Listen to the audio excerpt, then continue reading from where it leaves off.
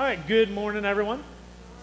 So this morning we are actually taking a break from our series we've been in, which is Lies That We Love, to kind of address a national issue, just because I've had several people in the church text me or call me or contact me over the last couple weeks, just ask about how do you talk about this issue. And so we're going to talk about how you effectively communicate about this issue of abortion that is now kind of the national dialogue with different things and going on, and people are confused on what's happening, all that type of stuff. So what I'm going to do today is try to help unconfuse some of that and give us an effective way of how we talk about that. Because here's the thing, in spite of what we're constantly told, the topic of abortion is not a religious issue. It's not even a political issue. It's just simply a core issue about morality, about what's right and what's wrong. So you don't have to be religious, you don't have to be part of a political party. It's a morality issue. And so what I'm going to be doing today, I will not be using scripture. So this might be the first time in my 16 years here that I don't use a bunch of scripture in my sermon, because I want to make it clear that I and others do not oppose the concept of abortion because of my religious beliefs. So just so we're on the record here, even before I was a Christian, I opposed abortion. Okay, so it's not based on religious beliefs that somehow that converted me to have the views that I have today, or why other Christian people might have that view that they oppose abortion. So the best way I can simply say it is, it's not political, it's not religious, it's simply a universal human moral standard that people are designed by God with having if you are not distracted by all the other issues of it. So that's what we're going to talk about today. And so what I ask you is this: no matter what your opinion on the topic of abortion is, all I ask you to do today is just listen with an open mind to the things I have to say today and kind of the presentation I give you and some of the information I give you, and have an open mind about it. So how we're going to start today is I'm just going to start with the country's views on abortion according to the most recent polling by Gallup. So I think this came out within the last couple of months, was Gallup's views on abortion. So here's what they are right now in the general public. 32% of Americans believe that abortion should be illegal for any reason at any time. Okay, so at any time during the pregnancy it should be legal. 48% of Americans believe it should be legal, but only under certain circumstances. So in certain situations it should be legal, but not in every circumstance. It would be almost half the country. And 19% believe it should be illegal in all circumstances. So that's kind of the breakdown of the American view right now in society of what you have. But if you look a little bit deeper into the polling numbers, what you find is people's true understanding of it, because when they just ask, what are your views on abortion, there's a lot of distractions and confusion that make people say certain things based on that rather than just what's actually happening. So when you dig into the numbers, here's the other numbers you find. The number of Americans that believe abortion should have no limitations in the first trimester, so in the first 3 months of the pregnancy, is 60% believe true, that you should be no restrictions. 34% say yes, should be restrictions. When you get into the second trimester, which is the middle part of the pregnancies, the 60% drops to 28%. Only 28% now say that there shouldn't be any restrictions at all, and it jumps up to 65% who go, yes, there should be some restrictions at that point. When you get to the third trimester, so the end of the pregnancy, what you find is only 13% of Americans go, there should be no restrictions in the third trimester. Now that conflicts with the 32% who said earlier that there shouldn't be any restrictions. What you're really finding out is only 13% of Americans actually believe that there should be no restrictions at any time on abortion. 81% go, yeah, there should be restrictions by the third trimester. Okay, so there you're really getting the true view of the American heartbeat, which is about 13% of people go, doesn't matter at what point in the pregnancy, abortion should be legal, no restrictions, whatever a woman wants. 81% going, no, there should be some restrictions, or there shouldn't be allowed in any way, shape, or form. Okay, so that's what you see in the polling. So the next thing I want to do is this, and the whole first part of this message is this information for you. Okay, this isn't stuff you need to have this talk with anyone. It's this information for you. So next part is some basic information about abortion in America. Here's what you'll find. In 2019, there were 629,898 abortions in America. All right, so a little I think in 2018 it was closer to a little bit around 750. It has been dropping over the decades, which is a good sign. Who has them? Here's who has them. 3.2% are those 18 and under. So 3.2% of abortions are with females are 18 or under. 61% of them are from women who are 19 to 29. So that's 61%. Here's some other interesting numbers. 59% have given birth at least once. So almost 60% of women who have abortions already have given birth to another child or have children of their own right now. Okay? 40% have already had at least one abortion. So 40%, this is at least their second abortion that they're having when they go and have an abortion. What are the reasons? So that's another important thing for us to understand. When they did this survey, typical woman would give 2 to 3 reasons. So that's why you look at these and go, that's over 100%. It's because most women have multiple reasons why they're having an abortion. Here are the reasons why women have abortions. 40%, they're just not financially prepared. So they got pregnant, they don't think they can afford another baby, or it's going to cost too much out of their living, so they don't want to have the baby, so they have an abortion. 6%, it's bad timing. It wasn't planned. I wasn't expecting it. It doesn't fit into the plans right now. This is bad timing. That's not what I was looking to have happen in my life, so they have an abortion. 31%, they're not in a good relationship. So their reasoning for it is multiple reasons here. Either the boyfriend or the husband or whatever doesn't want to have another kid. It's not a healthy relationship. It's not someone they want to stay with for long term. So it's not like a healthy relationship. So therefore, they're going to abort the baby. 29% need to focus on their other kids.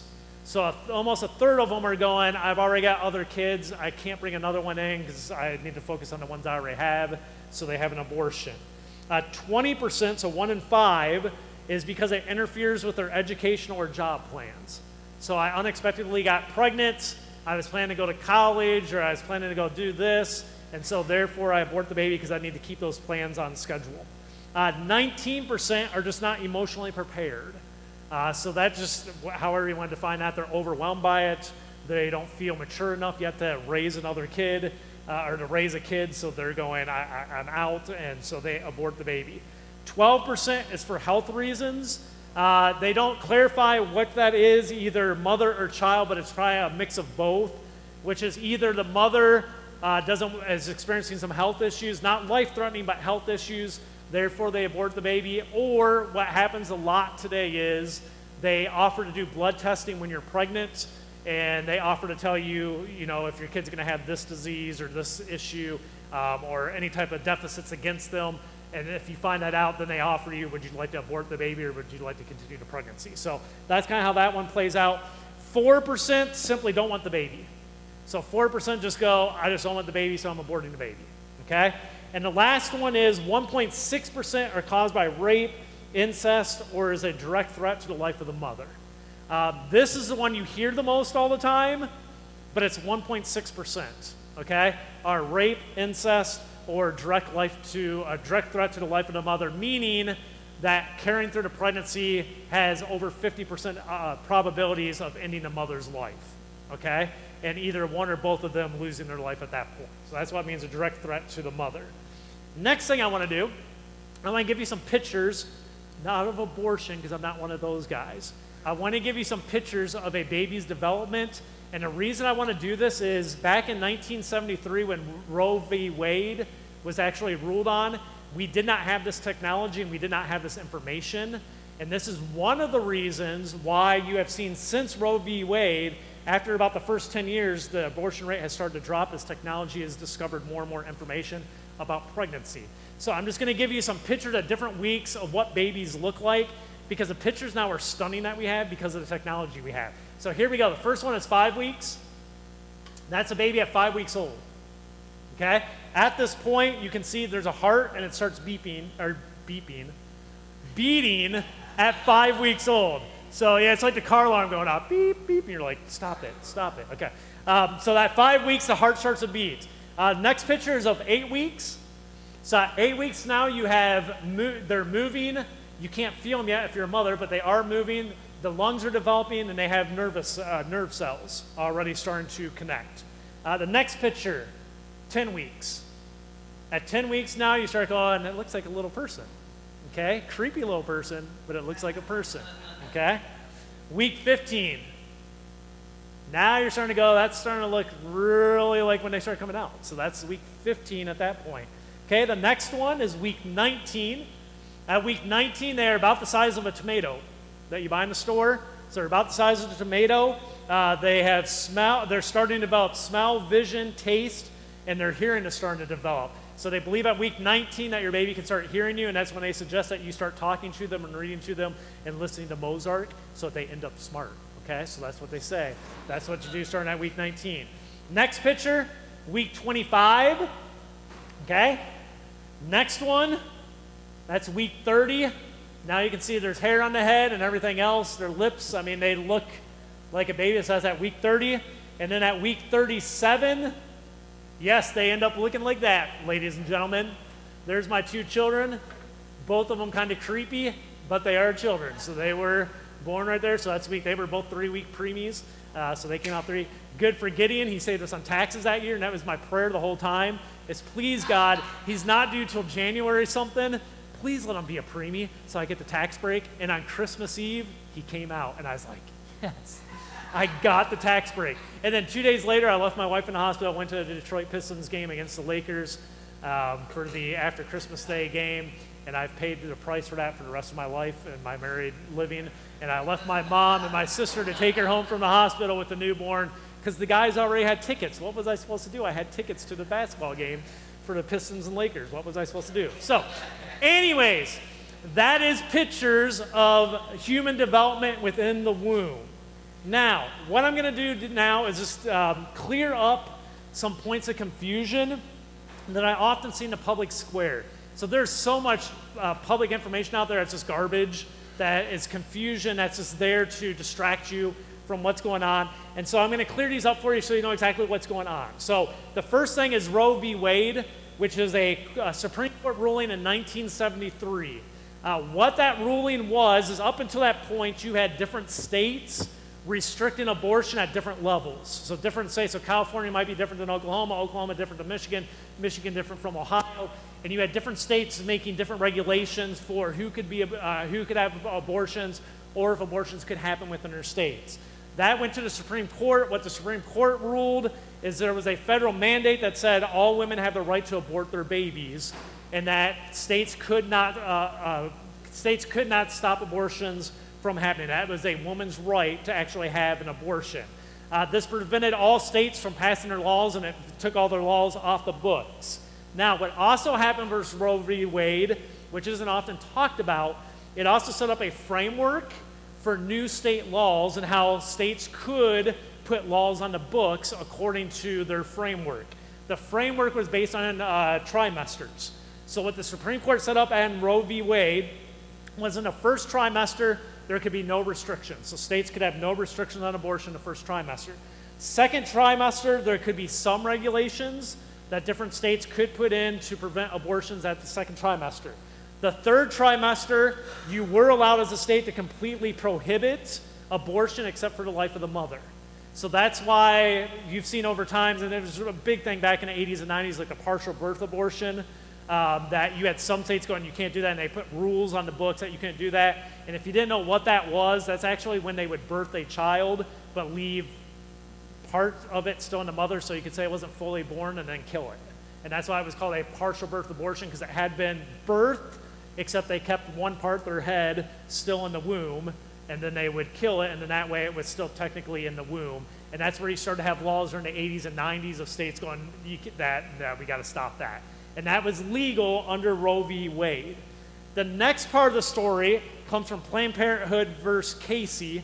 That happened in 1992. This is one people are not as well aware of. But in 1992, Supreme Court also ruled, and in this case what happened is they took the trimester framework that Roe v. Wade had set up, and they changed it into a fetal viability argument, which is if the baby can live outside the womb, you can start putting restrictions on that point of preventing abortions from happening. So it doesn't have to be third trimester. You can actually prevent abortions from taking place as long as a child is viable, okay? So basically, if the baby can live outside the womb, a state could put a law in place that says you can't abort.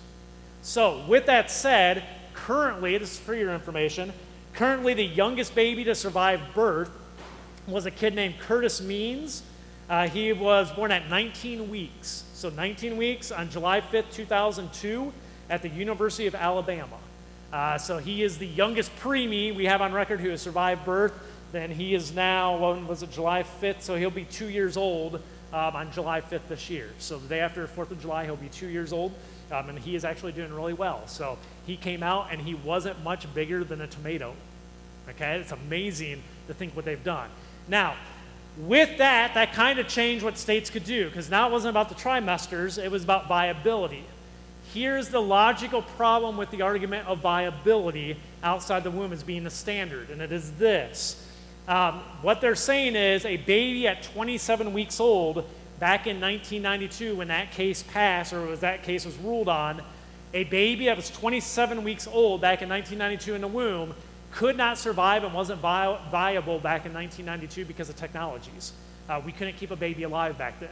In 2022, 30 years later, a 27-week-old baby that is born has really good odds of surviving if they're born at 27 weeks. They're very viable in 2022. The logical issue then becomes this, was the baby in 1992 worth less than a baby in 2022? Okay, because they were both born at the same week, 27 weeks. The only difference is technology. And with this argument, what you have to start doing is arguing that technology determines the worth of human life. And do we want technology being the thing that determines the worth of human life? Because in 92, it wasn't viable, but in 2022, it was viable. So is there a difference in value in those two children? Absolutely not. They're both the exact same age. They're both 27 weeks. So the viability argument then got very confusing, which led to now more court cases from states that had been ruling younger and younger and younger, trying to prevent abortion, getting up to the Supreme Court, and that's where we are currently with the leak and everything. And it sounds like they might be overturning Roe v. Wade. And so you understand with that, if it's overruled, it goes back to where we were in 1972, which is each state determines their own guidelines. Okay, so it's back to California has one standard, New York has one standard, Oklahoma has one, Florida has one, Michigan has, and every state has potentially different views on abortion and what is restricted and what's not restricted. Okay, so that's where we go back to. Now, the next thing we're going to jump into, that's just court stuff. The next thing I'm going to walk you through is some of the distractions that are used by people on both sides, on the pro-life and pro-choice sides. They are used to emotionally manipulate people, and it prevents people from honestly looking at the core issue of what abortion is. So I'm going to walk you through some of the highlights of what these distractions are and kind of give you some input on them. The first and the most prominent of the first two are the most prominent ones. The first one is it's all about a woman's choice. Okay? So abortion is all about a woman's choice, a woman's right. She should have a right to do whatever she wants with her body. It all sounds great and everything. The problem is every time you're hearing that discussion, they leave out one half of the equation, which is, well, there's another person involved too. Okay? So they don't talk about that person. It's just all about the woman, and their right. And you're going, well, you're not having a full discussion here. And that's why I say it's a distraction, because we're not having a well-rounded discussion about it. The second one is this. If you have an abortion, you're a murderer. You're murdering your baby. Let me just tell you this as Christians real quick, and people who oppose abortion, stop saying that. Okay? That doesn't do any dialogue good. It doesn't change anyone's hearts. It doesn't change anyone's minds. All it does is make people go into their camps and go, I don't like you and you don't like them because you're calling them a murderer. Here's the thing. I've known many women who have abortions. I've never run into one before that did it with malice and hate in their heart. I just haven't.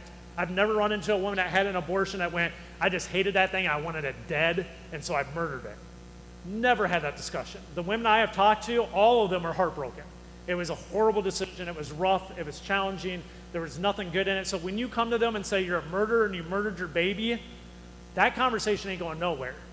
Okay? And all you're doing is hardening people into their positions.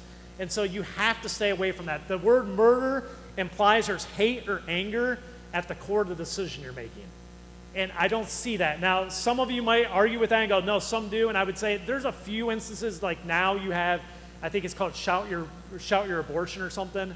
And what you do is after you have your abortion, you take like a TikTok video and you celebrate you had your abortion and stuff, and they walk out and they videotape it and put it online. Okay, there's a line we might all say you're crossing, that's kind of crazy. Okay, those are people maybe that fit that, but that's a rarity. Most people that have abortions, there's nothing easy about it. So let's stop calling them murderers and stuff like that, because that's not an accurate term. Another distraction is this, that it's just a religious issue. It's not. Okay, I can make a good biblical case without a doubt, but it has nothing to do with religion. Religion doesn't make people go, oh, I'm against abortion. Those two things don't have to be connected. The next one is this, the argument, it's not a baby. So until it's born, it's not really a person. Now, the thing with this one, this used to be used a lot, but because of technology and science advances, this one isn't used quite as much anymore. Because we have the pictures and stuff, and it's kind of ruled that one out. It's very hard to argue anymore. It's not a baby. It's just not an argument that goes anywhere. The next distraction is this. It's merciful for the baby that has defects. Okay? So the baby has defects. I'm doing an act of mercy, and I wouldn't want to be the mother in that situation with a kid that has whatever the defects are. And I'll just tell you some of the defects they classify as defects. They can be, I'm trying to see, well, I'm not going to mention that. Down syndrome's not here. So Down syndrome's one of them that they will do testing for. And then if your kid is diagnosed with Down syndrome, they'll offer you, do you want to just abort the baby, or do you want to carry through with the pregnancy? And so there's lots of those things that are defects that you would look at and go, dude, those people are fine. They're wonderful. I have always said this. Down syndrome people are some of the happiest people you ever meet. They're like a big bubble of joy in your life. And they're like the kindest people you'll ever run into. And they're like God's gift to the rest of us going, look how fallen we are. Honestly. If you go talk to Down syndrome people, they're incredible. They're what you wish you were. Okay? In a lot of ways. And so they are considered defective, and you can abort them. My problem with that one is this. Just recently, I think within the last 2 months, they actually came out admitting a lot of those tests they do in the prenatal testing, their tests are not accurate, and they weren't as accurate as they were telling everybody. Now, real quick, if I got those tests done and they told me something and then I heard that came out, I'd be hot. Okay? At least the conversation when me and Autumn were pregnant, well, Autumn was pregnant, but I was there for it. During the pregnancy, the good thing is in those prenatal tests, when they offered them to us, we said, no, we don't want them. They're like, well, you want them. And I remember the question we said is, if they're diagnosed with something, there's anything you can do to help it. Well, no, then we don't care, because we're having the baby one way or the other. So we don't want the testing if it's not going to in any way benefit us to help that baby in the womb. But they have now admitted those tests are wrong. The other thing about it is this. Often when I see this one used, which is it's merciful for the baby with defects, almost all the time it's a selfish comment, which is, I don't want to live that life. I don't want to be a parent that have to live that life. I know people who have people in that situation, and I don't want to be one of them. So it's almost a selfish thing. Almost every time I've heard that one, it's a selfish thing. I don't want to be in that situation. So it's just a distraction. It diverts from the real topic. The next one is this. They're going to grow up in less than desirable conditions, so it's like an act of mercy. So they're going to grow up poor, or they're going to grow up in an abusive home, or they're going to grow up without a good education and stuff like that. And so therefore, it's merciful to abort them so that they don't have to grow up in that. My thing with that argument, just real quick, that's insulting to every person who grew up in poverty and not in ideal conditions that has made it in the world and has made lasting impact on this world. Because you're telling them it would have been better if you were aborted than growing up in the situation that you did. Sometimes God's merciful and God's incredible. Sometimes God takes people from horrible situations and they change the world. They do things that most of us couldn't imagine. And sometimes it's that pain that they went through that led them to be the person that they are today, making the impact they have today. So for us to use that argument, really you're playing God. You're basically going, oh, well, it's not the conditions I wanted to be raised in, and since I'm God, I know it's just not going to be good, so they'd rather be dead than to have a chance to do something with themselves. That's a scary position to be in. That's not a place I'd want to be in with that. The next one is this. Women are going to have them anyways, so at least let's make it safe for them. So that's another distraction, which is women are going to have abortions. I'm not for abortion, but they're going to have it, and so we need to make it at least so it's safe. The problem with that is it doesn't hold up to reality. If you restrict abortions, less people will have abortions. This is proven out by the numbers. Let me just give them to you real quick. 1972, the last year before Roe v. Wade, 19.7%, so almost 20%, 1 in 5 unwed pregnant women put their babies up for adoption. So almost 1 in 5 women that got pregnant that were unwed put their children up for adoption. So if you grew up in that time and you were adult, you probably know this. Like people, if they got pregnant, you didn't see them for a while. And it wasn't because they went and aborted the baby. They went and gave the baby up for adoption after, and then you would see them again back in public or whatever. But 20% of women put their babies up for adoption. In 2002, the last year they recorded this, so 30 years after Roe v. Wade, it dropped from 20% to 1.2% of unwed mothers put their kids up for adoption. What that tells you is this, is that people just aborted them. And that accounts for the numbers. If you add in the number of abortions per year into that, it pulls it back up into the 20% range. And so what you see there is this. If you have laws on the book that restrict abortions and say you can't have abortions, a lot less people go and have abortions. Okay, so keeping it safe and legal and stuff like that doesn't go, they're still going to have them if you take that away. No, they're still going to they're going to start having more babies. Now, that leads to the next thing, which is a distraction. If people start having more babies and we get rid of abortion, it's going to overwhelm the foster care system even more than it's already broken and overrun. So those that have their hands in the foster care system, you know what a mess it is, and you know how overwhelming it is. And so this one's used as an argument as well to support abortion, which is we can't even handle the ones we have. It's going to overwhelm the system. This is why this is a distraction. It's actually not true. Okay? There's a difference between foster care and newborn adoption. Two vastly different things. Foster care is kids that are taken out of homes, or parents that can't care for their kids have to give them up, and they go into foster care. They're already born kids. They're all sorts of ages. There's a reason it's harder to find people to foster care because it's harder to bring kids in that have already been damaged and have things that you're having to deal with that you don't even know what happened, and you're just kind of stuck in the middle of it. Foster care, Krista, you know this, it's not an easy job, is it? No, you got to be a special type of person to do it well if you're not just trying to make money off the kids, okay? But newborn adoptions is a whole different thing. Let me just help you understand this. Currently in the United States, there are 2 million couples on waiting list looking for newborn babies to be born that would adopt them instantly, okay? Right now, currently in the United States, there's 1 baby given up for adoption for every 36 couples waiting to adopt a child. There's 1 kid that comes up for adoption for every 36 couples waiting to adopt a newborn child. That means there's 35 couples with every child given up still waiting for a baby.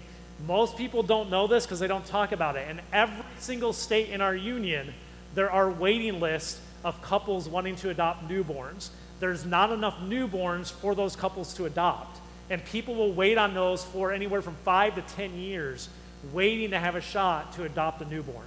In every single state across the board, there are more people waiting to adopt than there are kids to be adopted. So that's where I go. That argument is another distraction. That's not going to overwhelm the foster care system. It's going to give a lot of people who are desperate for a baby the chance to have a baby and to raise these children. Okay? Now, where we're going to wrap up is this. How do we talk about this topic that helps everyone focus on what abortion really is? Everything else has been some data for you, some understanding for you, but also distractions and confusion that kind of get us away from having positive dialogue on the topic of abortion. And so that's what I want to help us be able to do is how do we have positive communication with other people so it helps cut through all the distractions, all the confusion, and actually gets people focused on what's actually happening at abortion. To do that, there's only a couple little things you need. So this isn't complicated. All the other stuff you can throw out, that's just for you. There's only a couple things you need to do to have an effective communication on this. Number one is this. You have to understand there's 2 undisputed scientific facts everyone needs to understand. These are things that are undisputable, they are scientifically factual, and it is this. At the moment of conception, there's a new, completely unique human DNA code made up of 6 billion lines of code. Okay? At the moment that the sperm goes into the egg, the exact moment it gets in, boom, you have a brand new line of DNA with 6 billion lines of code created right there. It's instantaneous, crazy. but we know this scientifically now. So at that point, you have a unique human DNA code that will design an entire human life. It has all the instructions for a human life to grow from that instantaneous moment at conception through the day they die. It has all the codes and everything in it. So with that said, the other second undeniable thing is this. If that life is uninterrupted and if it isn't ended within 9 months at the longest, in our case 37 weeks, but at 9 months at the longest, you will have a unique human that will be born into this world. Okay? Those are undeniable. Those are things that nobody can deny. They're scientific. There's nowhere to go with that. So one of the things that I often ask people, you don't go out and say murder, murder, murder. Okay? One of the things I ask is this, is people will go, well, it's not really a baby until it's born. It's not really something real until it's born. My only question is this. If you don't kill that baby, if you don't end that baby and intervene in that baby's life, what will you have in 9 months? What will you have in 9 months? Every human knows you'll have what? A baby. Everyone. And so even the most hardcore supporters of abortion, I've had this conversation with, they will admit you'll have a baby. Okay, now we establish ground rules, which is we know that's a baby, and now it's a decision of when's it become a baby. Well, that's a hard conversation to get to. Who determines that? Because 27 weeks old in 92 versus 27 weeks old in 2002, you would say it wasn't a baby there and it is a baby here, and now you're back to the technology. So does technology decide human value and human worth, and if something's actually human? Which I don't think any of us want to say yes, okay? So what will you have in 9 months? The next thing after establishing that is it's very simple. You have to define what abortion is. I've come up with a very specific wording of what abortion is. I'm going to walk you through each word here. This is what abortion is. Outside of all the distractions, outside of all the confusion, this is what it boils down to. It's a willful, okay? It's a choice. People don't come and make you get an abortion. You might find rare instances stuff like that happens, but in general, it's a choice that someone makes. It's a willful execution, not a murder. It's an execution. An execution is where you make a planned decision to end a life. Okay? The executioner doesn't always have any issues with the one they're executing or whatever. It's just, it's been said, this person needs to die, and the executioner comes down and performs its job and executes the person. Same way, okay? So what you have here, it's not a murder, you have an execution. It's a planned decision to end that life that you know will be a baby in 9 months. Of an innocent, there's no real having to describe that. Innocent, we all know a baby's innocence in the womb. What's it done? And the last one is human, of an innocent human. That's a scientific fact. We know that because at the moment of conception, it now has its own unique DNA. In 9 months, you have a kid. Okay? So this is what abortion is. It's the willful execution of an innocent human. That's technically what it is. There's no real argument to have. That's technically and scientifically what it is. So that takes us to this. It leads us to the only question that really matters about abortion. All the rest is distractions. All the rest is confusion. All the rest of it is just things to sidetrack you from what really is happening at abortion. The only question that matters is this. What are acceptable reasons for the willful execution of an innocent human? Okay? What is acceptable reasons for the willful execution of an innocent human?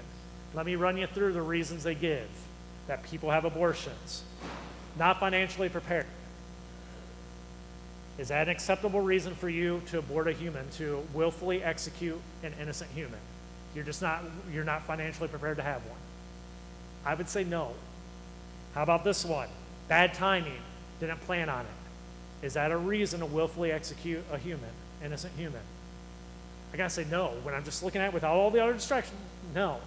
Okay? What about not in a good relationship?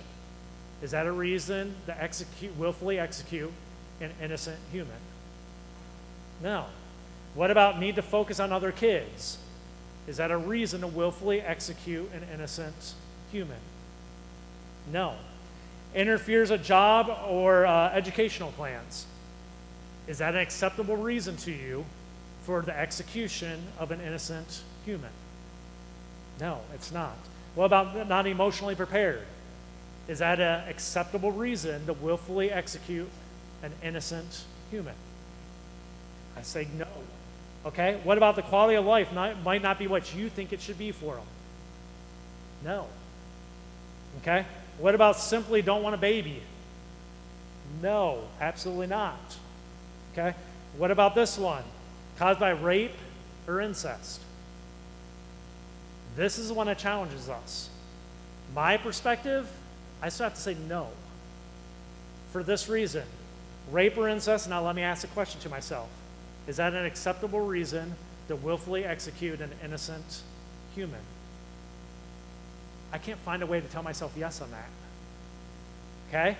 None of these situations are easy, so we're not doing this going, we don't like people or we're minimizing the challenges here. No, they're challenges, absolutely. But I can't find a reason to go, but the solution and the answer that's acceptable is a willful execution of an innocent human. The last one is this, a direct threat to the life of a mother. This is the only one that I say maybe. Maybe, okay? And what I always say to this one when someone brings this one up is, that's a situation no one ever wants to be in, and that has to be left up to them to figure out what they do. Because at that point, you're looking at someone's dying or both people are dying, and you got to figure out what you're going to do, and there's no good solution either way. There's some people that go, we're not, and you end up losing a mother and a child. You have other people that go, we are, and you save the mom. You have sometimes where others go, well, we're going to go through and we're going to try to save the baby, and mom's gone. Okay? Horrible situation. Nobody wants to be there. It's odd, but it happens. And in that case, I go, that's a situation where, sadly, you're stuck in a you can't win situation. And as individuals, you have to figure that one out. But outside of that, I cannot find an acceptable reason for the willful execution of an innocent human. So I will close like this, is simply saying this. Moral humans value innocent human life. I don't know why that would be a controversial statement. Moral humans value innocent human life, religious or not. They value innocent human life. I would say there's a different standard for us as Christians, though. Followers of Jesus Christ are called to be the light of the world, and we are to value all human life from the womb to the tomb. Now, non-religious people might go, people are here on this planet, there's some of them I don't care for and have no value to me, and I don't care, and I'm fine with that. I wipe my hands of it and going, that's fine for you. As a religious person, as a follower of Jesus Christ, I can't do that with anybody. Like, I have to look for potential hope. Now, some people might be abusive to me that I have to cut out, but that doesn't mean I stop praying for them, hoping God uses someone else to help them, okay? That even goes for, we can say, instance here, David Ware, the guy who's now on death row for the murder of Craig Johnson. Is even in his situation, am I against the death penalty? I don't care one way or the other. But with a David Ware, my hope is maybe somebody in his time that he has left here will be able to present God to him somehow. Okay? That's my hope. Do I think he shouldn't have to pay the punishment for his crimes on this earth? No. That's part of your consequences here in this life. My prayer is there's still hope for the guy spiritually. There isn't temporarily, but there is spiritually. Okay? So we as Christians have to have a different value than even non-religious people, which is we value people not just in the womb, we value them from the womb to the tomb, because we are called to be the light of the world. So simply boil it down. To have an effective conversation about abortion, all you first have to get people to go, what do you have in 9 months if nothing happens to that baby? Okay? You have a baby. Okay? At that point then, what are acceptable reasons to willfully execute an innocent human? That's a conversation. I will say this. If someone says to me at that point, any reason, I go, okay, we're done with our discussion. There's no more to have there. Because I'm not anywhere in your space. I'm not anywhere in your realm. There's no more discussion to have. We are on two different planets morally, and that's where you are, and this is where I am, and I'm not going to waste my time having that discussion anymore. But most people, as you see, 81% of the American public are going, no, there's something not great there, and I don't want to promote this thing. It's not a good thing, but it's something that is there. This is a conversation with the 81%. You can help them go, maybe I need to think differently. Okay? Would you pray with me? Heavenly Father,